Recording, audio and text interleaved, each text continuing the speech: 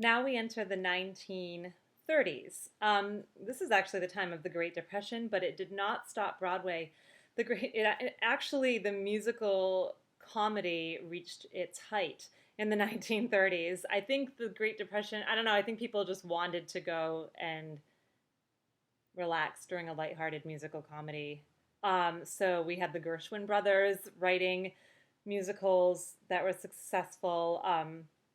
Rogers and Hart were writing very successful musicals. We had Cole Porter writing Anything Goes.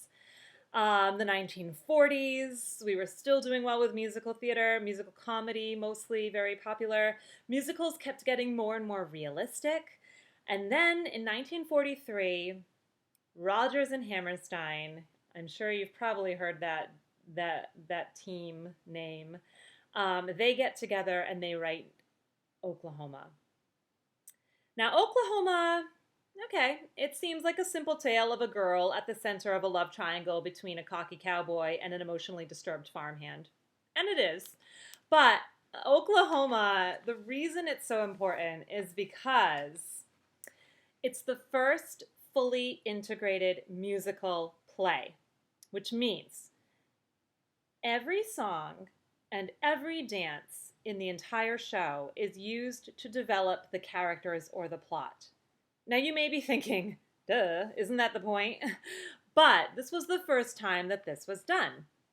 Before Oklahoma, there'd always be like a few songs in a musical that were just kind of thrown in there that didn't really have much to do with moving the plot along or developing a character. It was just like the composer wrote a song that was really pretty and they were like, oh, throw that in, have the character sing that in act two. And it was sort of like, this doesn't really make any sense at this part of the show, but okay. Oklahoma is the first show that every single song moves the plot forward. Every single song develops the characters. So this was huge. The music and the lyrics and the dance in Oklahoma are all given equal weight. After Oklahoma, the musical would never be the same. So it's really important. I'm actually not showing you a clip from Oklahoma in this lecture because I developed a whole separate lecture on Oklahoma for you to look at, a little mini lecture on Oklahoma later after you look at this one. So stay tuned for that. Let's move forward into the 1950s. In the 1950s, the music of Broadway was the popular music of the Western world. And what I mean by that is like people listened to it on the radio. You know, everyone was like, whoa, did you hear that new song from The King and I on the radio? I mean, it was the popular music that people were listening to and were waiting to come out so that they could hear it. Great stories told with memorable songs and dances. Huge hits like The King and I and My Fair Lady and Gypsy. This is what was happening in the 1950s in the American musical. You had amazing composers like Rodgers and Hammerstein, of course, and Leonard Bernstein, and you had these directors like Jerome Robbins and Bob Fosse, and huge female stars, Gwen Verdon and Mary Martin and Ethel Merman. And that's what really shaped the 1950s musical theater scene. But I have to pick just one musical to show you from the 1950s, and I'm going to go with West Side Story. I'm going to go with West Side Story because Jerome Robbins, who choreographed the original West Side Story, it was really a musical that brought dance to the forefront of storytelling.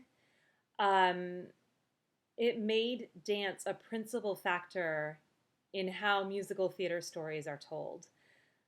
Jerome Robbins, as a choreographer, used movement to show tension between two rival gangs. He told that story through dance, and it's pretty remarkable. It's pretty remarkable to be able to show that kind of tension through an art form like dance. And so that's why I'm going to show you some clips from West Side Story. Here's the deal. I'm showing you two clips. I was trying to choose a clip from West Side Story, and I couldn't choose just one. I actually was texting one of my very, very, very dear friends is a professional musical theater producer. And I texted her because she's like a West Side Story expert. And I said, what do I show from West Side Story? I have to pick just one clip. And I wanted to show Cool. And she was like, I love Cool, but I think you should show the Quintet. So I'm showing you both.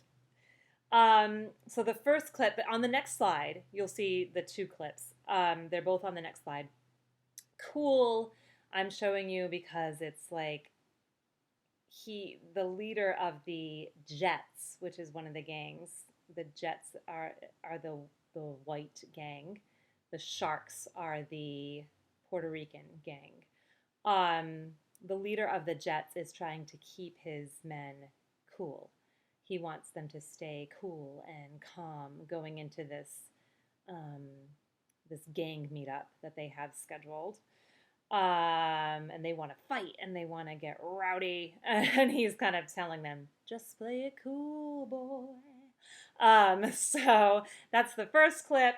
And then the other clip is the quintet, which my friend told me I had to include. I'm actually like looking at a text from her that she said, I'm going to quote from her.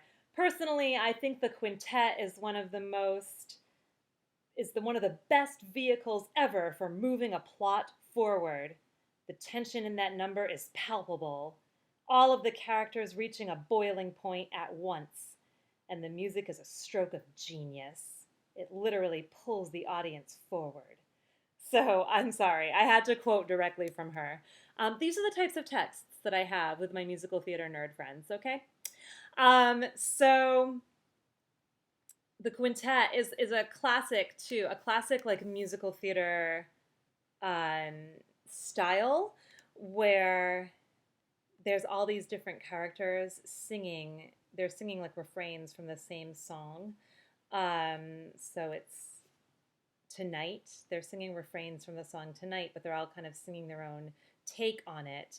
And it's demonstrating to us what's going on, the kinds of tension that are going on with all these different characters, all these five different characters or groups of characters. And you'll see that.